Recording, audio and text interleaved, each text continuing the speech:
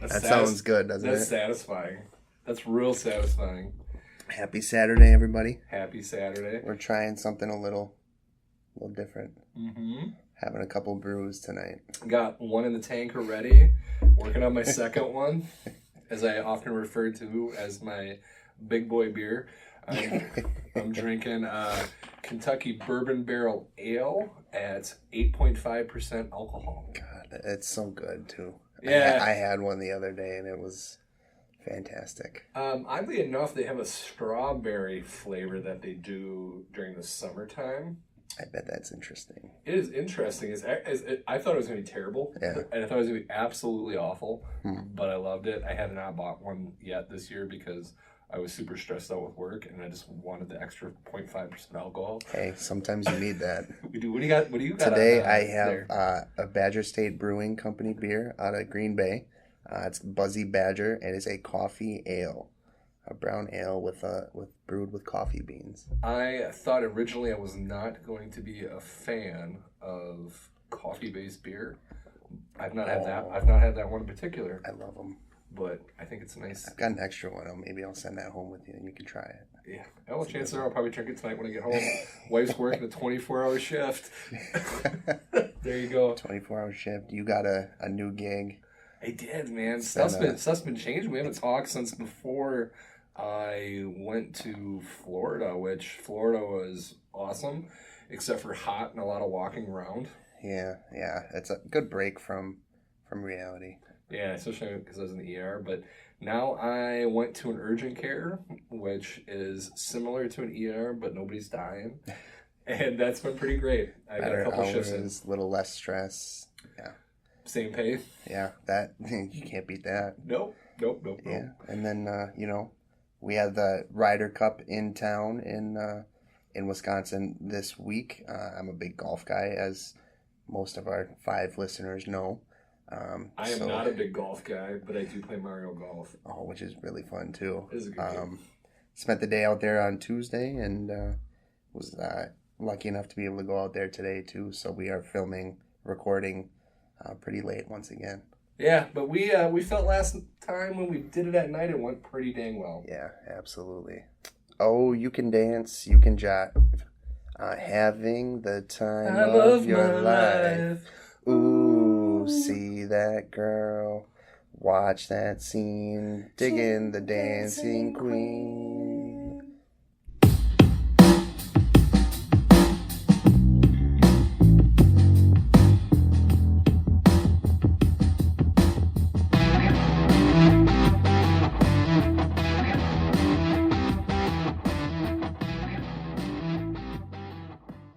What up, party people?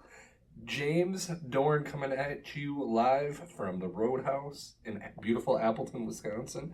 It's a cool night out today. Fall is here, and I love it. I drove my new car over here. I got my hoodie on. Lots of changes. It's a good weather, man. And with me, as always, is the guy who Tom Felton was so afraid of disappointing at the Ryder Cup, he actually passed out. The guy who knows that the microchips aren't in the COVID vaccine, but actually in pumpkin spice flavoring, Aaron Rohde. What's up, everybody? That intro for today is perfect. It really is. Oh, it was by design. We of course, Tom, we hope you're okay. Oh, absolutely. We don't endorse, people getting drunk, passing out, or having medical issues, anything like that. We do not think Tom was necessarily drunk. We just, whatever happened, we wish him the best with his family. We hope a speedy recovery. I saw a few people who have had maybe 1 or 2 beers more than they should have today. But, it's all in good fun. Yeah. As long as you're having a good time and you're being responsible, that's really all that matters. Yes. We've had lots of changes the last few weeks. Yeah. Good changes. Very good changes. Yeah, we talked about my changes. How's obviously we don't need to talk about where you work, but how's your work going? It's going. Things are stressful, but that's kind of the healthcare business right now. Yeah, COVID's really rocking everybody's faces these days. We're still able to get all of our surgeries in so far, and patients are doing well, recovering well, and things are going as smooth as they can for now. Yeah. Wedding planning is fully underway. We've got a date. We've got a venue. Yeah, Aaron's engaged. He's going to make an honest woman out of his girlfriend. She's going to make an honest man out of me is probably more accurate. I think we got a photographer and potentially a DJ now as well. So I thought I was your DJ. We can talk about that. That's up for debate. You know, I'll definitely be having some words with your DJ. Everybody wants to DJ the party bus, but I think I am taking that under control. As of now, that may change. But, seems appropriate. I'll just have to get you intoxicated and take over. That's very easy to do. Yeah, that's what I hear. We also had a change with the show. We did. It was an exciting change. Yes. So let's rewind things a little bit, and we'll talk about the backstory behind it. Yes. So as you may or may not know, we love us some Second Chance record group on Facebook. Yes, we do. We get most of our records from them. Easily. So for anyone who may be new to the podcast, this is a Facebook group of some really high caliber sellers that each have their own night of the week. We love all of them, but I got to be honest, I'm a little partial to my boy Armando usually on Sunday nights. That guy takes solid care of me. Well, his are sometimes the most convenient to catch too. Right, and he's the founder, and he's a positive man, donates a lot of money to charities and so on. But there's other great guys like Josh Noblet out of, I believe, North Carolina. I believe so. Yeah. He's got his own shop there, and he does auctions out of his store. Man hands out some spectacular deals. He has some really great stuff. He picks from collectors, stockpiles, and he sells them to us. He doesn't want to hoard them at his store. So I think one of the cool things too with him is sometimes we benefit because there's certain things that people in that area don't like that we like. Yeah. And he throws them up and we get first grabs at some of these. I cleared out his rap selection pretty good the last couple of weeks. Right. He also sells video games, but we're yet to get him to auction off some video games. We're working on it. We're working on it. But he's a great guy. He hands out some spectacular deals. I would really, if you check the group out, definitely catch him. He's kind of a soft-spoken guy, but he's got a heart of gold. Yeah, he's a good dude for sure. Yeah. David Paul does some really, what was that, Wednesday nights? Yes. He, high energy guy. Man in the tuxedo. I'm yet to buy from him, but I did turn it in a few times to check out his auctions. He's got some great vibes. He's already building a pretty big following. Yeah. And there's some other awesome guys. Those are just the ones that I tend to pay attention to. Kevin Baker's another guy. I believe he's also in North Carolina. I think so. Kevin, very he's a active great musician, great active singer. in his community, and very supportive guy. So really, all of these guys, if you check the auction out, you can't go wrong buying from anyone. If you are into Christmas music and Christmas soundtracks, Kevin actually has a all Christmas album auction coming up Friday, October 1st. So check him out. And I do like to buy a album or two of Christmas every year. He's got Justin Bieber Christmas that he foreshadowed the other day. That may be something I might have to go for. That might be James's next record for going in blind. Oh, well, you might have to fight me for it, which would be messed up. I will gladly fight you for it. Yeah, I'll have to get you like a Celine Dion or something. We can do. Oh, shoot. I just opened a can that I didn't really want to open. We're spitballing here, but maybe we could do a bad Christmas album picks. That would be kind of hilarious. We'll do it closer to Christmas, though. That could be hilarious. Yeah, I think that's not a bad idea. Christmas is almost here. So one day, Armando messages me out of the blue. As he usually does. As he often does. Armando, I consider a friend, not just a guy that I buy records from. We talk at least a couple times a week about deep philosophical life things, and I love the man, and I can't wait to meet him in person someday. But he's like, hey, you remember Mike Gallagher, the guy that designed the group logo, made hoodies, all kinds of stuff for us? I'm like, yeah. He's like, he's going to make you guys a logo. And I'm like, what? What? We did not ask for this either. We did not solicit this.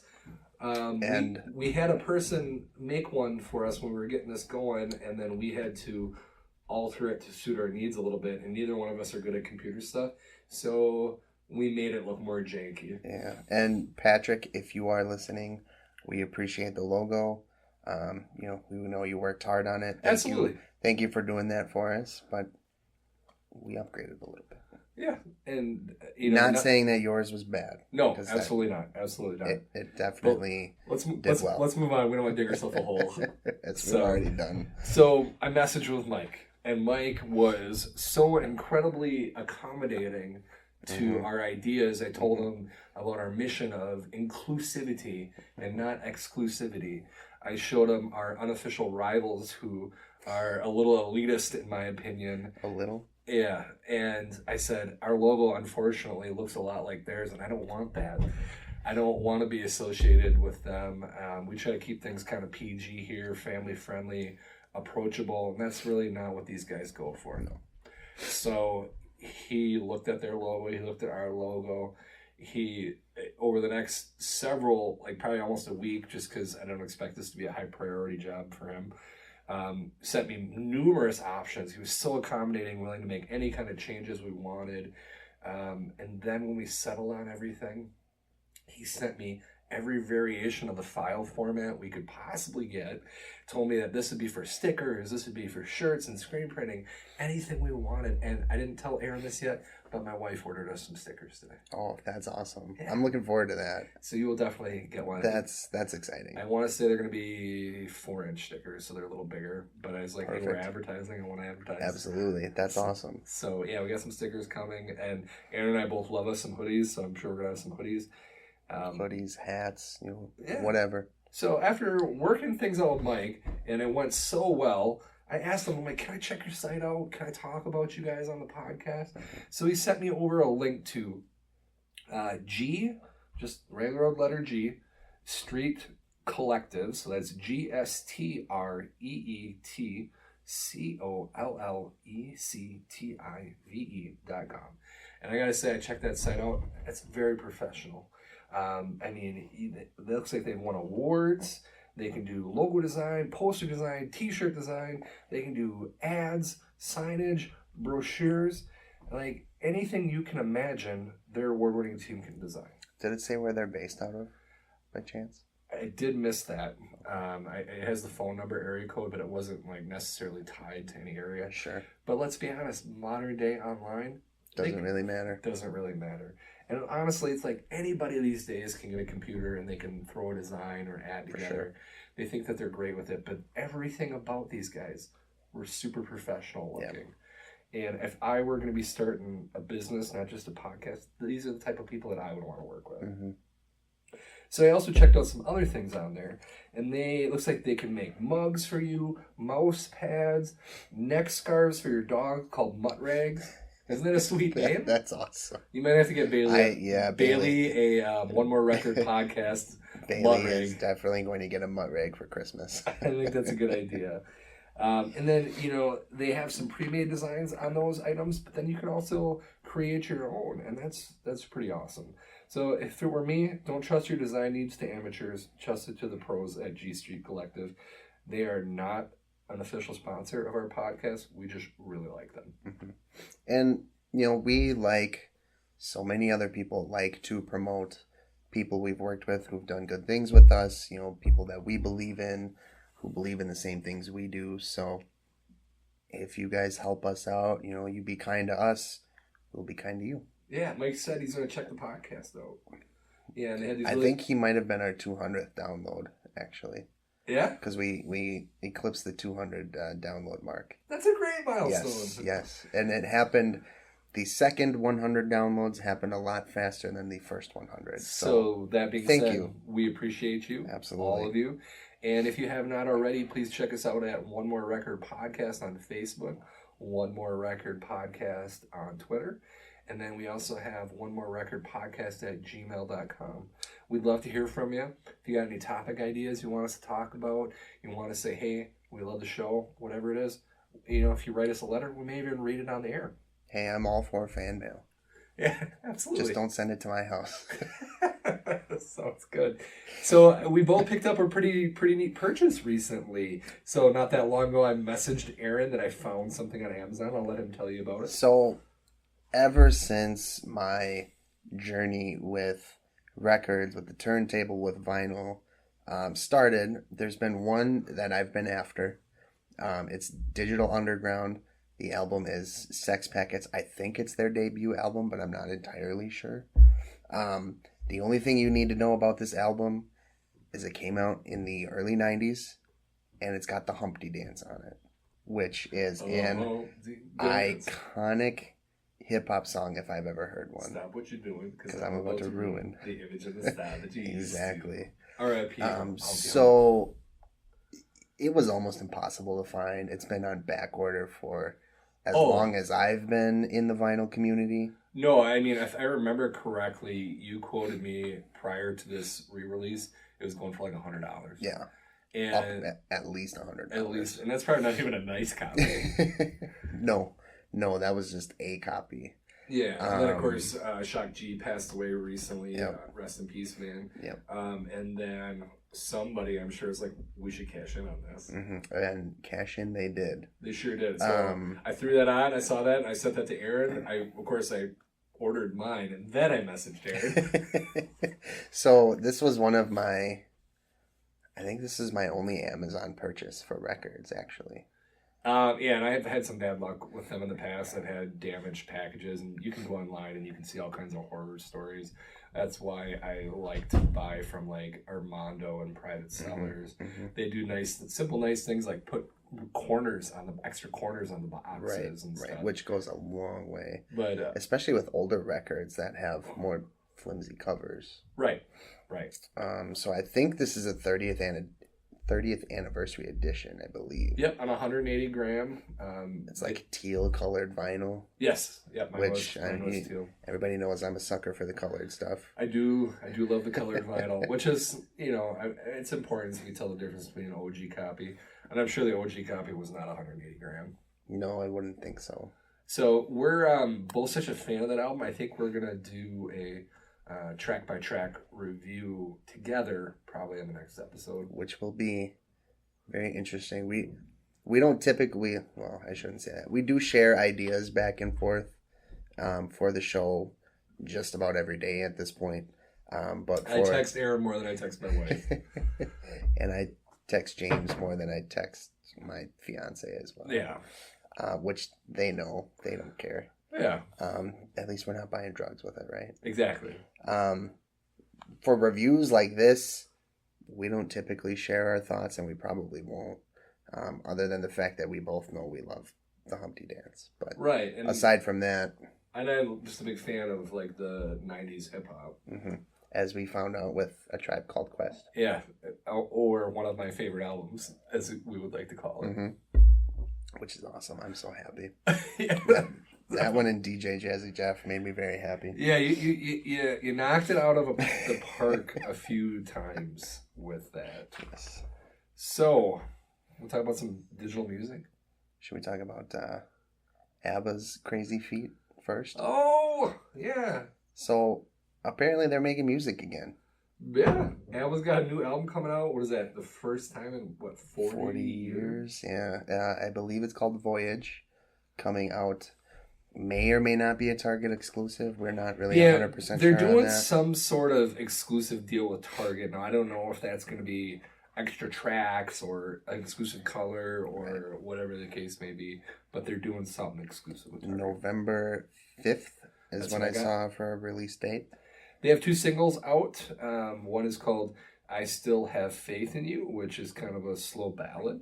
And when you think ABBA, you don't typically think slow ballads. No, I actually watched This Is Pop, and they do a whole episode on Swedish music. Mm-hmm. And ABBA were really kind of trailblazers for the time. They developed a whole type of music, and they were in the Eurovision Song Contest, and they were singing in English. Mm-hmm. It was kind of a big deal for the time. It was. And they sparked this whole movement, which I'm not going to go down this big giant rabbit hole, but this movement kind of bled into early 90s pop bands like NSYNC, Backstreet Boys, 98 Degrees, Britney Spears. All those really well-known songs from the 90s actually came out of the same house in Sweden, and recording studio is what I mean by when I say house. Which is absolutely insane. Yeah, so I strongly suggest, if you like learning music facts and like useless trivia, check out that This Is Pop on Netflix, and make sure you watch the T-Pain episode. Yes, he is actually, believe it or not, a fantastic singer. Yeah, he's pretty cool. I earned a lot of respect for, or I say he earned a lot of my respect. I think he actually won the first season of The Masked Singer, the TV show as well. Yeah, and he's like, people just didn't think I couldn't sing? Which I'm sure he had to feel very offended for that. And from what I saw in the episode, he did. Yeah. He still does. Yeah, and I remember one of the things he talks about is Usher coming up to him and saying he ruined music, and that put him in this spiral of depression. Yeah. So, side note, screw you, Usher. Yes. Yes. You don't need I love T-Pain. I mean, middle school and high school for me were like right when he was in his glory days. Yeah. And I miss that T-Pain. My wife still frequently, if I say something about a drink, she goes, I want to buy you a drink. What's your name? And she's like 10 years younger than me, so this was awesome. Like when she was in her prime. That was her age. Yeah, for sure. Oh, yeah. Yeah. Not so much me. But anyway, moving on. That's now. Yeah, right. Yeah, my heyday is now. Just turned 40. I'm doing great. I got technically on paper probably closer to 3 beers than me. Hey, that's okay. Efficiency. Yeah. We don't need all those extra calories. So we were going to talk about digital music. So that's kind of a hot button issue. It is, especially now. There's a lot of people that I say, I love music. I love collecting things. I listen to my turntable 3-4 times a week. I have lots of records. Can I see your MP3 player collection? It's my phone here. Yeah. No, I don't want to see. I don't want to see your MP3 collection. I actually am one of like 3 people left on Earth who still owns an iPod. No, that's actually not weird. There's actually a movement of I saw that the classics are coming back. Yeah, there's that one guy in particular. I don't remember his name, but he's out buying old iPods, and he's putting like terabyte hard drives on it. And I'm like, mine does not have a terabyte hard drive. And he's buying new backs that look just like the old ones that say 1 terabyte on it. And I'm like, you go, dude. Yeah, that's awesome. Yeah. I mean, he's still selling them for like $800 or $900, which is nuts. Yeah, I think that is a little nuts. I was like, if it's like $500, if it's $500, then maybe I'd probably buy one for $500. Yeah. I mean, to me, music is, I guess, music is probably different to everybody, right? It is. I mean, we've talked about that in the past. For us, it's more of an experience. It is. And some people, it's just something you do. And for a lot of people, I feel like, especially with like the Google Homes and the Alexas and all that stuff, people just turn on music to have something going in the background. You're not listening to the music anymore. Nope. When you have, even if it's like a CD or a cassette or a vinyl record, it forces you to be in the moment with the music, forces you to listen to it. You kind of have a commitment. Right. Especially with a record, because you can't skip songs very easily with most record players. No, I would be too terrified that I would. I don't think, I would damage my record. Right. And I don't know. The digital music, I think it helps some people, right? I mean, It's not all bad. But I think it has definitely hurt the music industry as a whole. Yeah, we'll dive into that. But I would agree with you, spoilers. I think overall there's probably been more bad than good. Mm-hmm. So depending on who you are and what kind of artist you are. I think. Exactly. I mean, kind of kicking it back to the early days of digital recording, I think we've talked about this in the past. When we went digital, if you've ever looked at an equalizer, you see all the waving lines. Mm-hmm. Okay. Now, sound at a scientific level is nearly infinite. Right. Like, there's so many subtle nuances, and it can go on forever. Mm-hmm. Like, if we play a CD up in space, that sound never stops. Right. It travels forever. Right. So, unfortunately, in digital music, there's a limit. Yeah. And that's not great. Yeah. And what they do is they slice the high end of the sound off. And to me, it takes off all the emotion to it. I agree. And I didn't realize that until I started going down the vinyl rabbit hole. Mm-hmm. So that's why if you have a halfway decent record player and speakers, now we're not going to say you're going to have the best, right? But if you got a halfway decent one, and then you put down a CD and you listen to the same music, it's going to sound flat. Unless you're one of those people who really just doesn't care about what you're listening right. to. And a lot of the times when we do our Going In Blind segment, I'll listen to it both ways. I'll typically preview it on Spotify maybe a little bit, listen to a couple songs, and then I'll throw the record on. Yeah, you said Pink Floyd was really notable. It was. What was the difference? Yeah. The way that, you don't get songs flowing in and out of each other on digital recordings the way you do on a record or a CD or a cassette, to me. And again, a lot of musicians and artists don't necessarily do that anymore, which I think is kind of a lost art and needs to make its way back into things. But, that's another topic for another day. Absolutely. But yeah, you can definitely tell a difference. Oh, hands down. So when we look at like the early days of digital recording, the advent of digital recording made the process easier and simpler. This also kind of led to growth in the industry because, let's be honest, if things are cheaper and easier, there's more money flowing around. Yeah. So then even with CDs, it was like CDs were basically you take an MP3 and you throw it on a CD. Mm-hmm. So, I mean, there's really no difference. And then it was, you could take that, throw that in your car. You could jump around and listen to the same one song 50 million times when you had your binder of CDs in your car. Everybody remembers those days when they'd find that one song and just put it on repeat. Yeah. I mean, I remember, what was it, Smooth on the Santana album with Rob Thomas. Mm-hmm. I remember there had been nights where I'd listen to that endlessly. Mm-hmm. And I thought about buying that record recently. Just for that? Yeah. I was like, no, I can't do it. So, but then, like another kind of watershed moment I saw was when, Napster came out. Napster just made pirating super easy. Just think about that. I may have been guilty of using it a time or two. Oh, God. I was living with my uncle at the time, and every night I'd be on the internet on my computer the moment everyone went to bed. I'd queue up 50 bajillions, probably was only maybe like 100 so, because the internet was so terrible at the time. Mm-hmm. And I'd wake up in the morning and just hope I got a whole album. Right. Yeah. And I don't think there's anything wrong with it. I know people are probably losing money on it, but I think those people are doing okay. You know who had a problem with that? Metallica. Right. And I don't know. It's so easy to do even now. All you need is something to rip it off of YouTube. Yeah, it's like, you know what, I don't want to say the names of the sites because I don't want to encourage anyone to use any software, and I don't want it to sound like we're endorsing piracy. Right.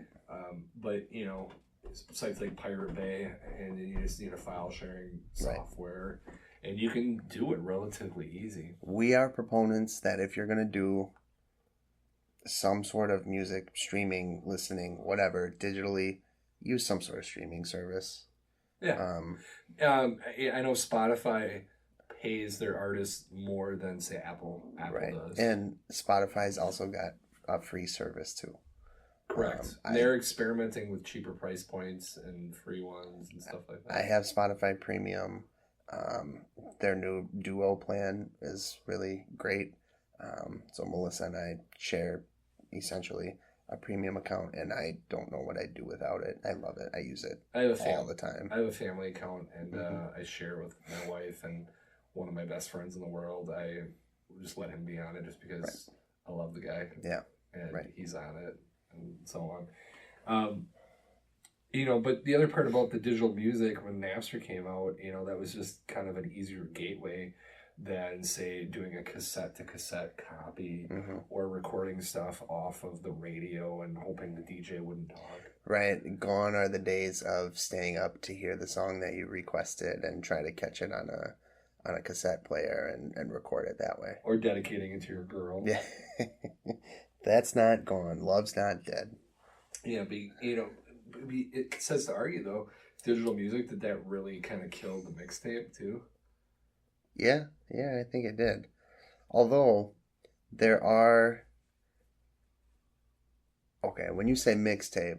Like, girl... Like, you make it for your wife mixtape? Girl, I'm into you. Yes, I want to make you a mixtape to tell you how I feel. And, for the record, I did do that for my wife.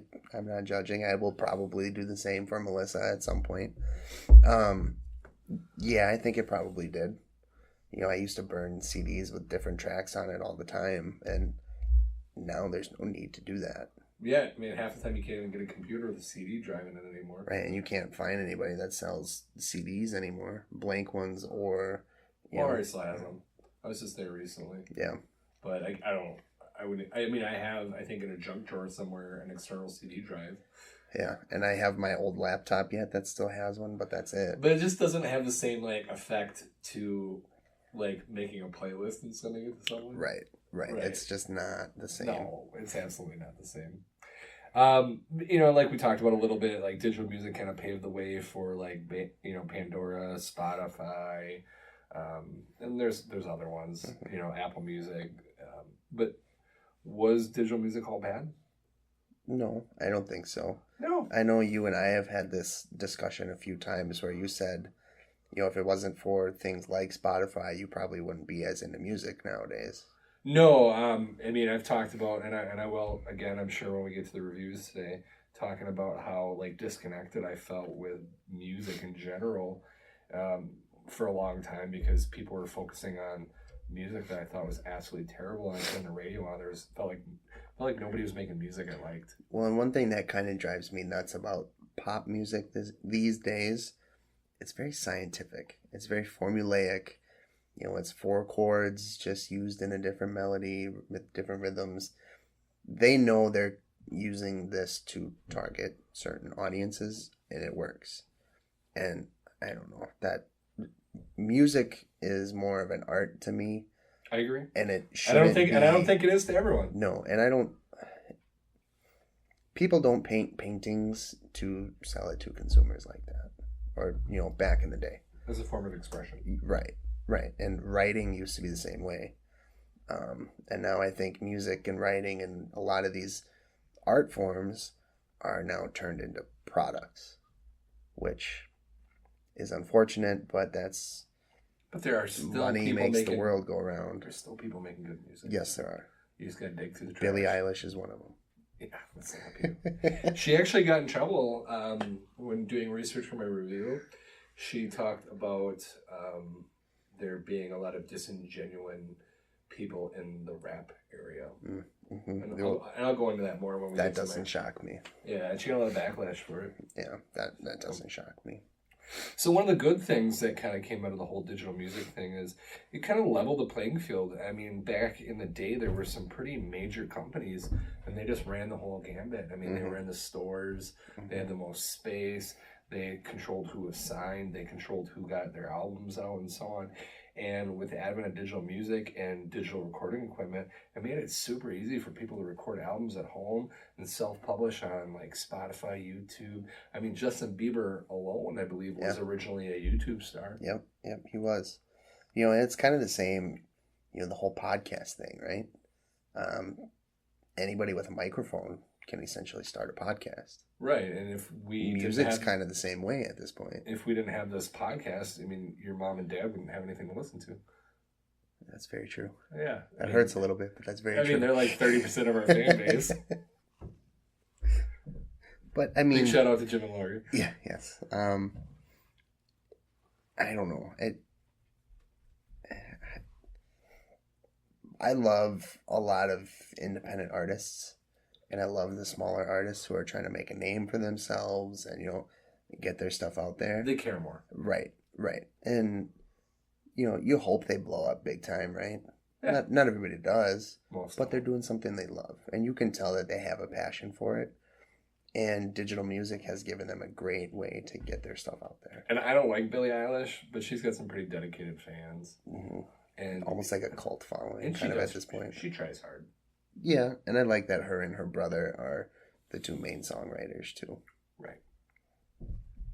And then, we saw some other interesting elements with digital music in the COVID era. I mean, essentially COVID killed the touring business. Yeah. For a year. And it's really just now kind of starting to pick back up again. Absolutely. And, a lot of the artists had to set up recording studios and do live streams. One, to stay relevant, to stay connected with their fan base. Some charged, some did it for free. And I remember my friend Steve, who does these backyard concerts, which we're hoping to get him on the show at some point. He had an artist, Carter Halsey, talking about how it was weird playing in front of people again when he was doing a show. And he's like, it just was me and my microphone in my house. And, one day the internet went out and I had to run across to my neighbors and wire a bunch of stuff in. And just imagining that your entire income comes from like touring and self-publishing, and all of a sudden it's just gone out of the blue. And Garth Brooks, I think, was one who did like a weekly show with his fans. And, he'd bring his wife on, or he'd bring in this guest or that guest, which I thought was really cool.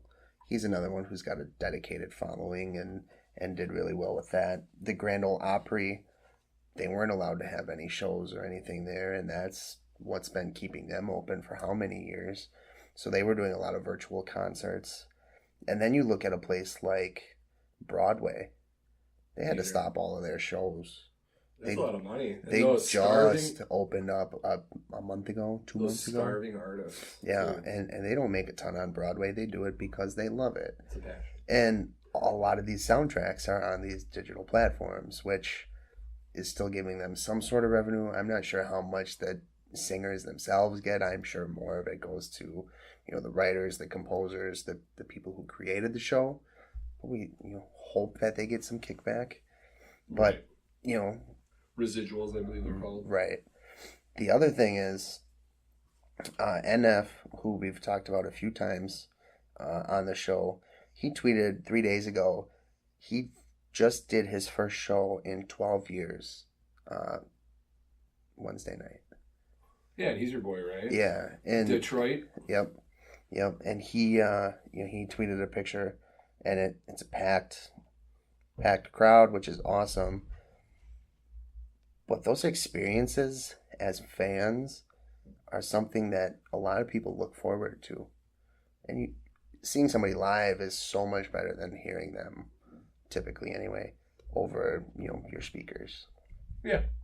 And, each has its place. I'm glad the touring business is kicking back up. I hope it can stay the way it is. I hope there's kind of a creative resurgence out of this. Like, people are kind of pent up and, they spent the year writing.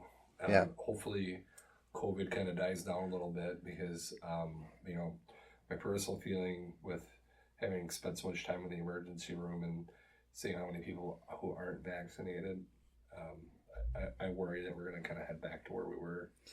I unfortunately tend to agree with you as well. Yeah. Anyway, we'll move on. We don't want to get too political. Yeah. So anyway, so we got some records and we gave each other records last time. Mm-hmm. Aaron, what did I give you? So you got me the Baby Driver soundtrack. Yeah. And the way this was explained to me was basically an intro to soul music. Yeah. And I think it's a very fair assessment. Yeah, some good songs on there. So I initially tried to kind of do this as a song-by-song review until I realized there were 30 songs on here. So I did maybe the first 10 or 12, and then I kind of summed things up from there. I didn't cheap out on you. No, you definitely didn't. And I'll preface this by saying it's hard to review this as an album, so I'm reviewing it as a soundtrack, as it should be. Right. To me, a good soundtrack makes you want to go out, either buy the movie, see the movie. If it's like a video game soundtrack, it makes you want to go out and play that game because it just kind of hooks you in. Yeah. And this album, or this soundtrack definitely did that. The first song hits you with a lot of energy right away. It's very fast and upbeat. It makes me think of like an opening car chase scene or a bank robbery or something like that. That's essentially what was in the movie. Yeah. And then the blues kick in with the Harlem Shuffle. I really love this song. Soft horns and melodies all the way through, and it just something you could vibe to and just kind of sit and rock out to. The next song was Smokey Joe's La La, and that gives me a James Brown feel. Very energetic drums and kick to start, and then the piano kicks in, which I It just kind of blew me away, which was awesome. You definitely get a soul feel from the song, and it seems like something that could be played on Soul Train, actually. Which, if you're listening and you have anything to do with Soul Train, please bring it back. Please, yes. I don't want to say I regret growing up in the age that I grew up in, but I wish I could have been around for Soul Train. I really, really do. The next song was a Beach Boys song, Let's Go Away for a While. This is kind of an area of the Beach Boys that I've never really heard. It didn't sound like the Beach Boys to me, and I didn't really know they had that in the repertoire. Are you more used to the high pitched Kokomo type of stuff? Yeah, that kind of stuff. Yeah, that was the Mike Love era, which Brian Wilson was kind of like one of the founders, and the more creative, well done stuff was more the Brian Wilson era, which is near the beginning. And then when Mike Love took over, and then they just kind of went this weird, they went poppy, overplayed pop era. Like if you're listening and you don't know the Beach Boys well, was it Pet Shop Sounds? Yeah, that's a good starting point. And I admittedly don't know the Beach Boys all that well either. Well, we'll fix that eventually. So songs 2, 3, and 4 are mostly instrumentals, which honestly for a soundtrack is probably the way to go. There's a lot of downtime in movies sometimes, and that can help fill some of that space. BABY to me is the epitome of a soul song. You got the stand-up bass going, a soft-spoken woman singing about her man. You hear the saxophone in the background as well, and it gives me a kind of big hair 50s and 60s kind of vibe. Kashmir gave me a jazz feeling. I was at a band concert in an auditorium, just kind of, tapping my foot with the trumpets and the rest of the horns. Then the B-side for the first record kicks in with kind of a punk song. It's called Neat, Neat, Neat, which I can't help think of like a carbon copy of Green Day. It's a band called The Damned. It's another high, upbeat song.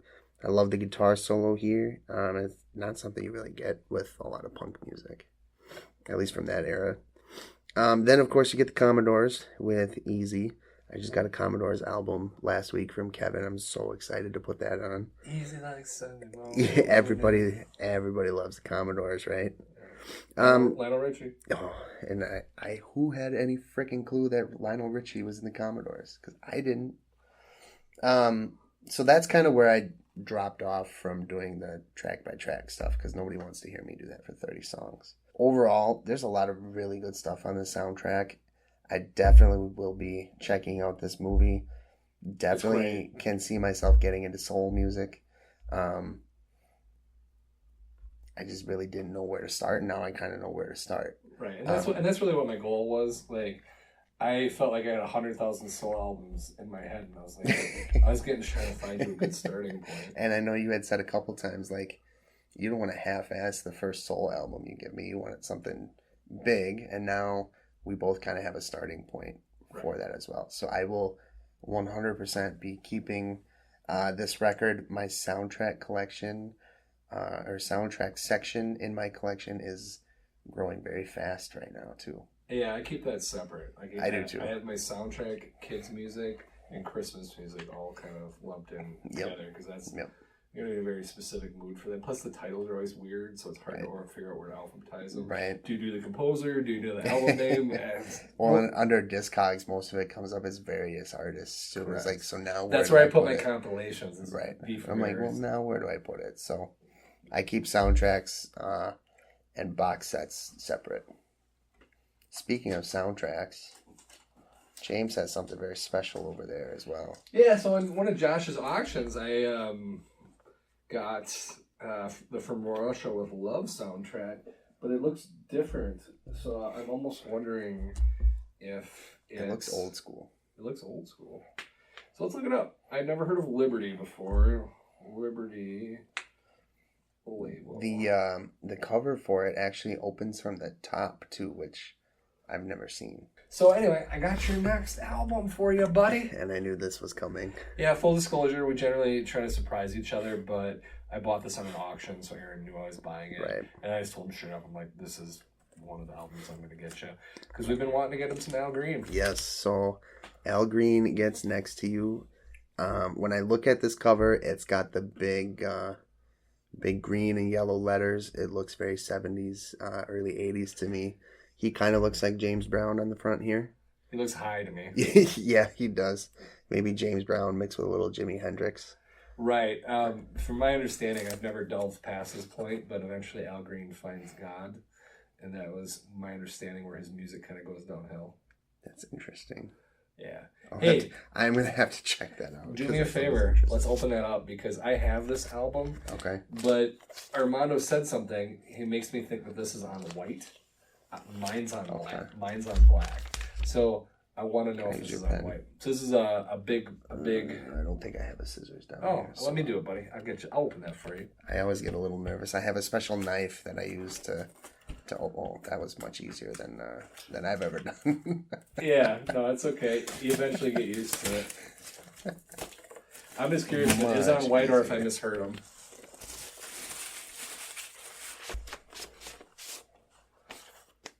It's on black. Black. That's okay. It's actually a really decent sleeve in here too. Yeah, is that fat? Kind of like that. No, that's High Records, which I believe is his original label. Yep.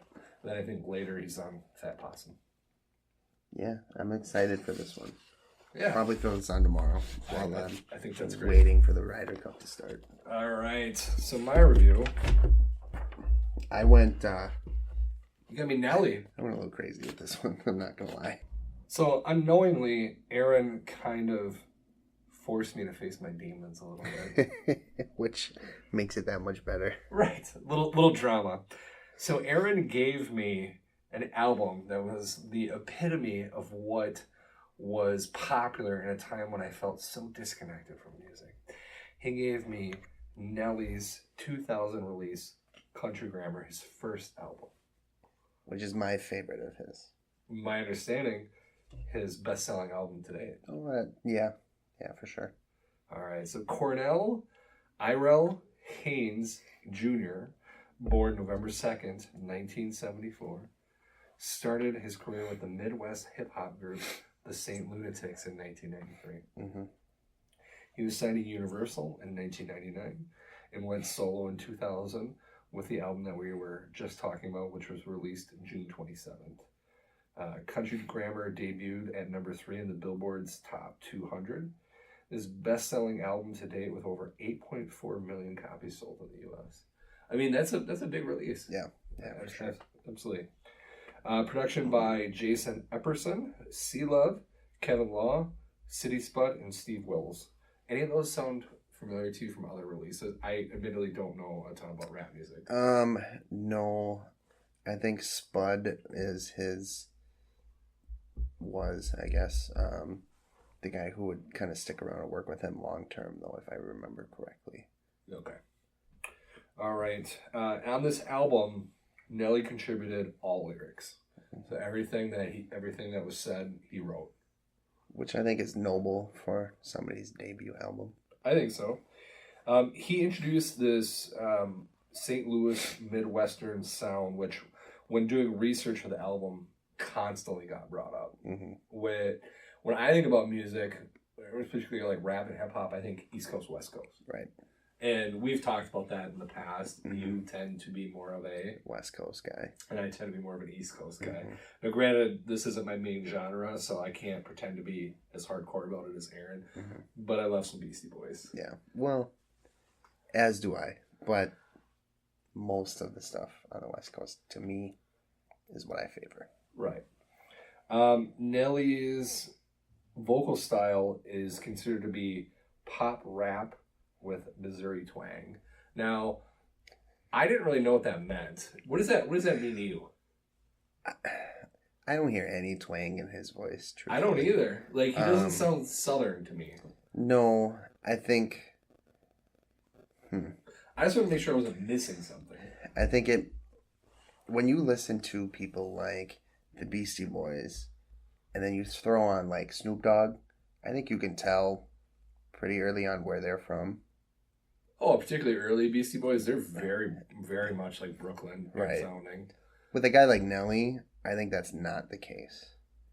No, when you listen to a few songs, you're like, where does this guy come from? I think that's kind of what that's getting at. So we got East Coast, West Coast, and we got everything in the middle. And then we got the Midwest, apparently. Apparently.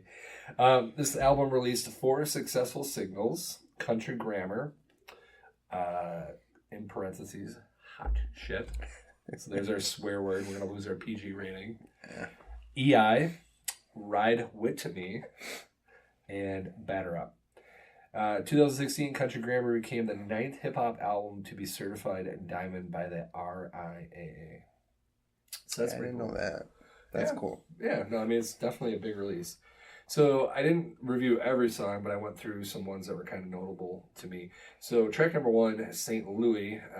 One of the things that they talk about a lot when you're reading like reviews and doing research on this is the use of schoolyard sing-alongs. So it's something that's meant to kind of harmonically resemble a schoolyard sing-along. It's something that can be easily repeated back. So I definitely saw that with St. Louis. It had a really great bass line in the background, which I loved. He's talking about the city. I'll be straight with you. It was a little hard to understand what he was saying in this song. He kind of, I don't know if he gets himself going too fast or... Is he a mumble rapper? I don't want to say yes because I like Nelly and I don't like mumble rappers. Okay. But I think he has those tendencies, yes. Hands down, the music on this song was very catchy. Mm-hmm. Like, it's easy to see why this song was popular. And that's one of my favorites from the album.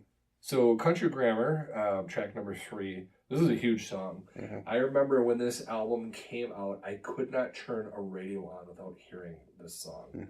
Constantly. And it still plays on the radio a lot today, too. It does. You put MTV on and then be on there and you showing the music video for it.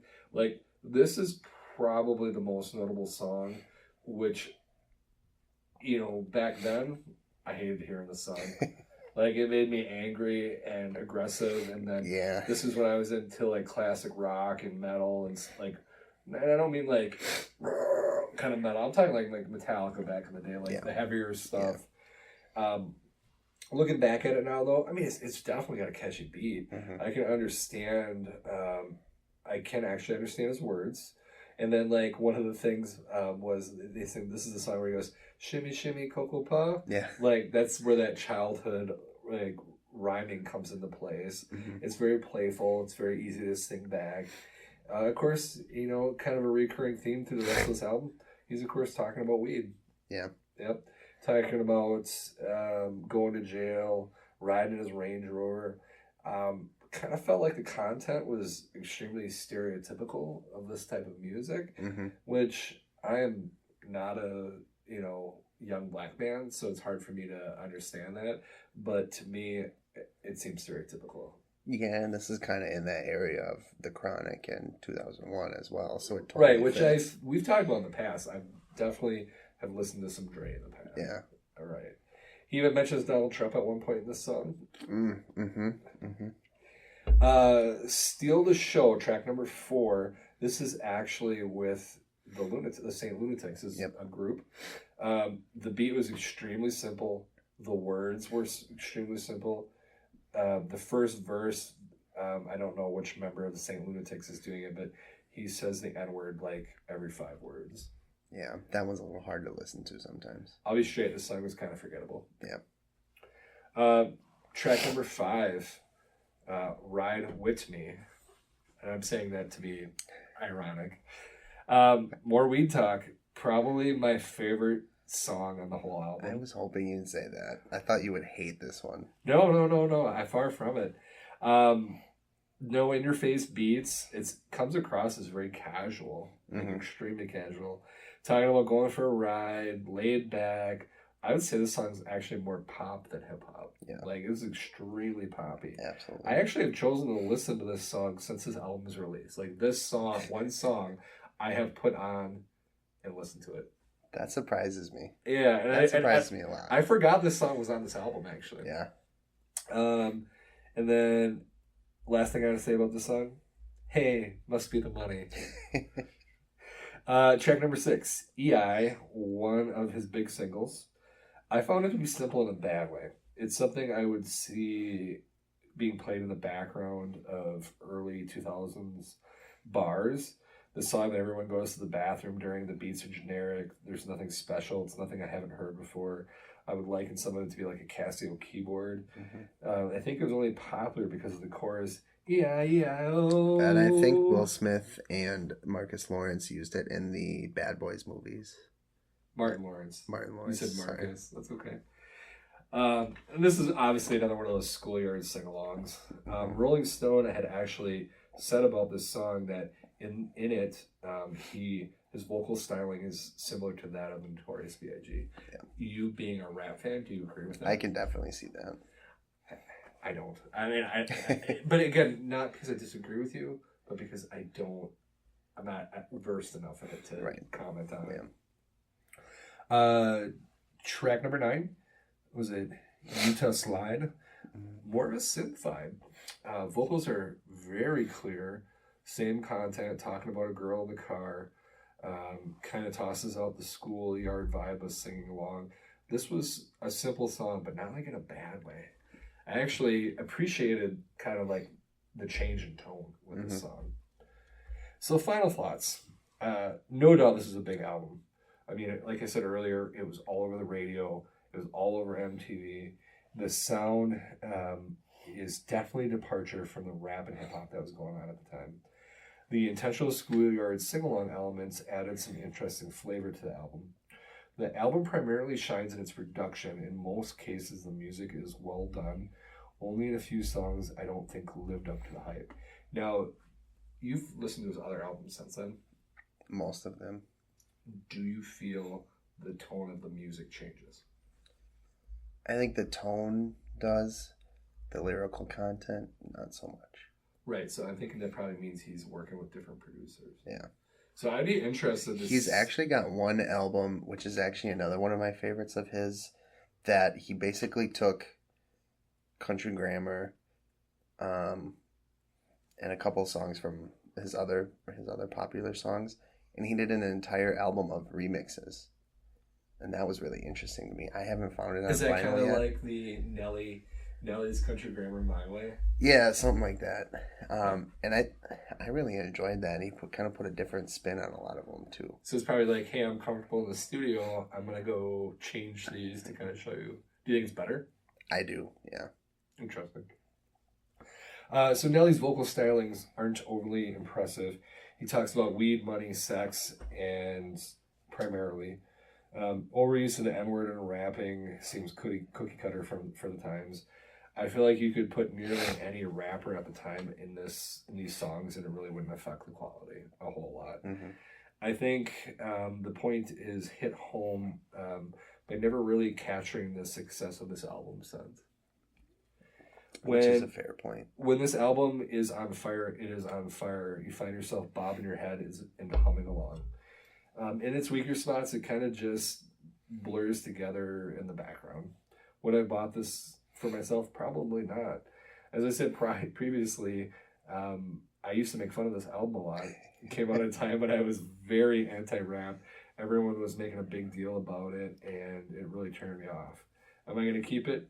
Yes, definitely. It is better than I was expecting. It has some really great qualities. We are doing this segment to expand our musical taste, and it's interesting to go back to something I very strongly disliked from my 20s. I think this might be an album that Chelsea might enjoy more than you. I don't know how she feels about Nelly. I don't know. I never. So when I don't know if you do this, kind of getting off subject here for a minute. Do you listen to music differently when Melissa's home? Yes. Yeah, there's certain things I just don't put on when she's either in the car or when we're driving places. I don't listen to anything heavy ever when Chelsea's home. Like I generally don't put Kiss on. I sure as heck won't put any Metallica on. So usually if I do, like I listened to Van Halen the other night, I close the door to the record room. I typically won't put any heavy stuff on. I got Appetite for Destruction that came in the mail earlier this week, which... Let's talk about that for a second. An OG copy in mint condition. The cleanest OG copy anybody in that group has ever seen. I felt a little bad from what we could tell. it was typically like a $7,500 record, And even Aaron more. only got it a few dollars And over what he paid. I kind of ripped off Josh on that one. I feel bad for that one. I was happy he got at least what he paid for it. Which I would have struggled not giving him at least what he paid for it. Right, and looking back at it, if it was under what he had paid for it, I probably would have offered to donate to his shop or do something. Right, because we're not going to try to screw people over. Josh is trying to tell he's trying to feed his family. He was a little disappointed, like, I thought this was going to go for more. Yeah, I don't think I'd listen to that with Melissa around. No, and I sure as heck would not listen to it with Chelsea around. A lot of the stuff that I listen to when she's around is like Wham, or a lot of the soundtracks. So you do listen to Wham? I think I've listened to it a time or two or four. A lot of the soundtracks I'll play when she's around. She's a big musical person. I have the Greatest Showman soundtrack and the Greatest Showman Reimagined soundtrack, which is a lot of like pop artists redoing those songs. I listen to those a lot when she's here. In the Heights and Hamilton, that kind of stuff, because she's a big Lin-Manuel Miranda fan. A lot of like my Tupac and NWA and stuff like that, I probably will not throw on while she's home, or I will at least close the door. I definitely would not listen to NWA while Chelsea was home. And I love that album too. I did play The Chronic once for Melissa, and she was not impressed with it. Why is that? Not as impressed as I was, I should say. I mean, she's not straight out of Compton. I turned it up maybe a little too loud. Oh, but yeah, no. And Chelsea's there's only not one home. way to listen to that. My record player is so loud that my dust jacket on the top vibrates and makes a bassy sound. Well, and that's the way music is intended to be listened to. Yeah, I mean, at least in my house. My animals are usually scared and leave the room, which is perfect because you don't want them messing anything up. No, I don't want them jumping and knocking. Especially the new shelves. So let me ask you a question. Yes. This is not a prepared statement, so I want to ask you this. I'm scared. So, do you think that rap music has elements of toxic masculinity? This is something I was thinking about earlier. Yeah. I mean, so let me just review what my thought on that is. Yes, I do. Yes, I mean, we're talking about having very aggressive sex sometimes with numerous women, and smoking weed, posturing for other guys. Yep. What do you think about that? I think it's 100% true, 100% valid. Do I like it? No. And I think, especially now when like younger kids listen to this kind of stuff, they don't even know what half of those lyrics mean, and they're out there singing it. I'm like, guys, that's not a good thing. No. Soulja Boy was one who was very notorious for that in his heyday. I won't get into the specifics, but look up what some of that stuff means, and I mean, it's nothing pleasant. I mean, you listen to like Tribe and Digital Underground. They're not like talking about weed, drugs all the time. They're not talking about doing drive-bys, hurting other people. Right. Now, Digital Underground talks about having sex on a regular basis, but it's never in a way that's disrespectful towards women. Right, and it's not super aggressive either. No. No, it's not talking about doing obscene things to people. Right, and as much as I love NWA and Snoop Dogg and, Dr. Dre, I think gangster rap, for lack of a better term, kind of killed rap music. I love Eminem as well, but a lot of his lyrics are he's super violent. Yeah, he's very violent. He's very aggressive. He screams at everybody. He made a song basically calling all of his fans stupid for following him as hard as they do, which fans of the song stan.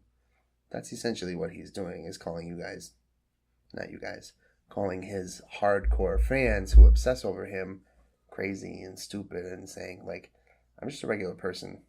Yeah, you can listen to my music, but I'm no better than you or David next to you on the street. But do you think with a lot of these rappers, even like modern rap, including Eminem, do you think a lot of it's fake? Oh yeah, I mean, I think they're selling I think Eminem especially is selling a character. I think he was. I don't think he is anymore. Oh no, when he was his 8A. Yeah. Oh yeah, he was. Yeah, he's 42 years old now. I'm sure he's in bed by 10 o'clock. Right. I hope so. I'm in bed by 10 o'clock.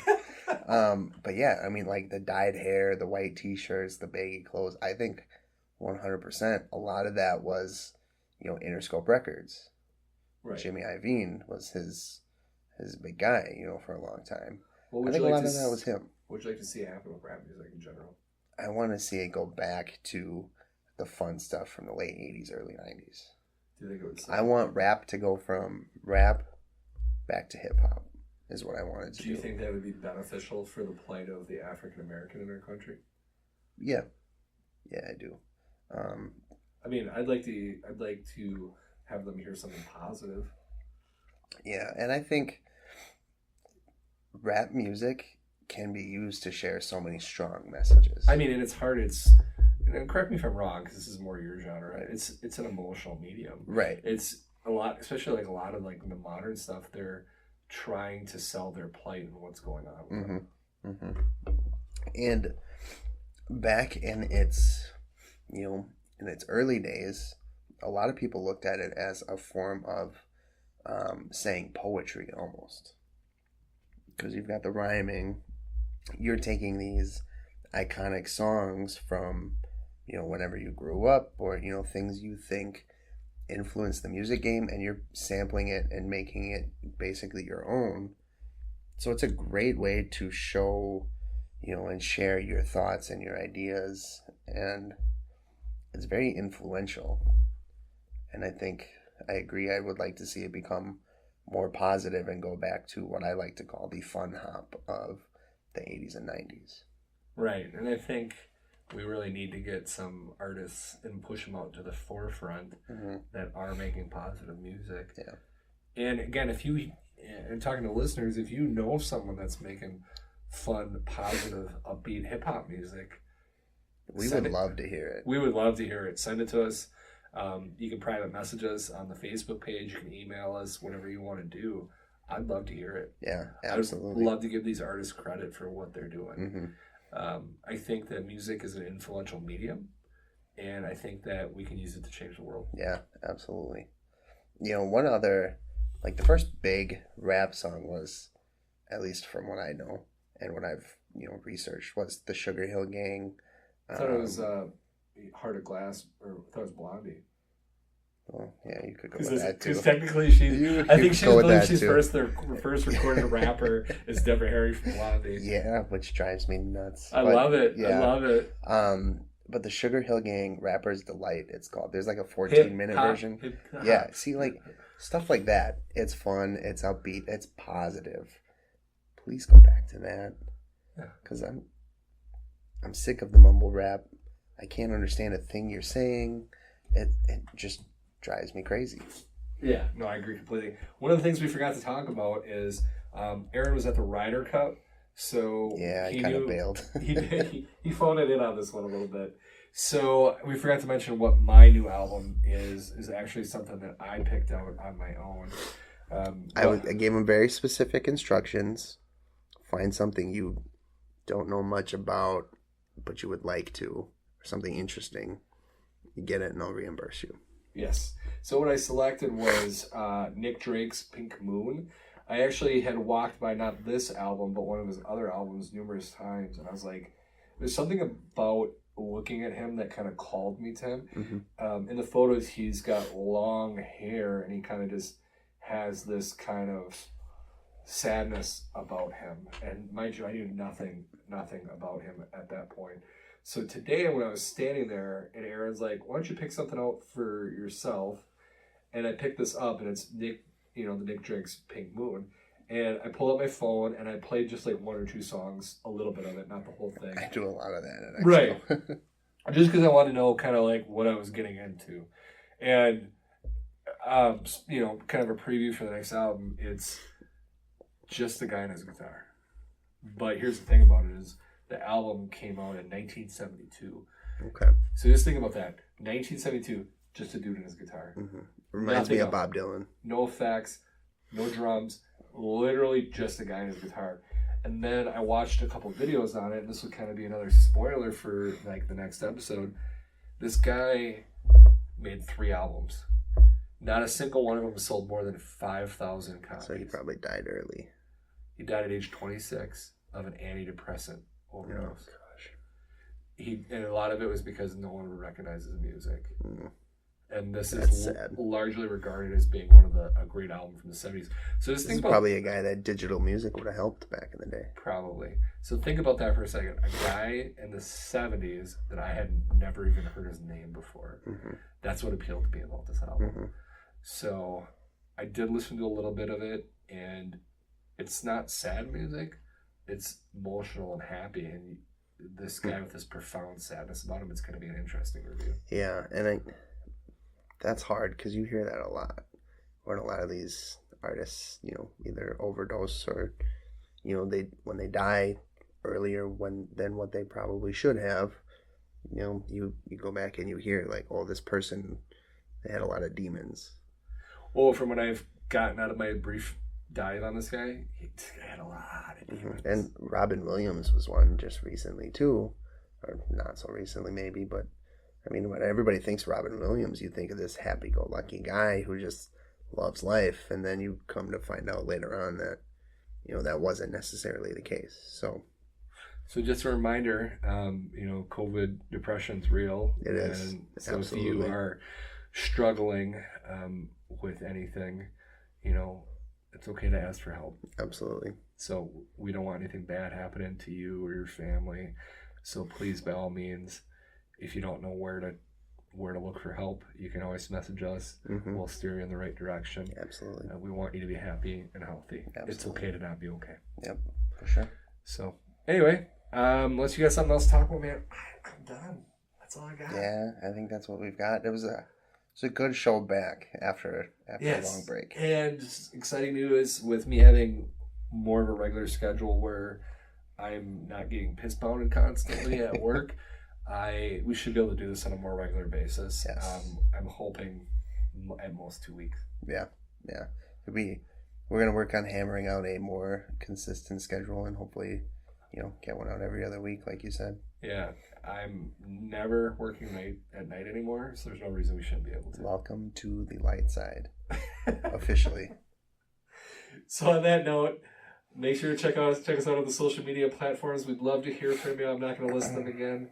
And most importantly, there's always more vinyl. there's always more vinyl. And go Team USA for Sunday. Go Team USA.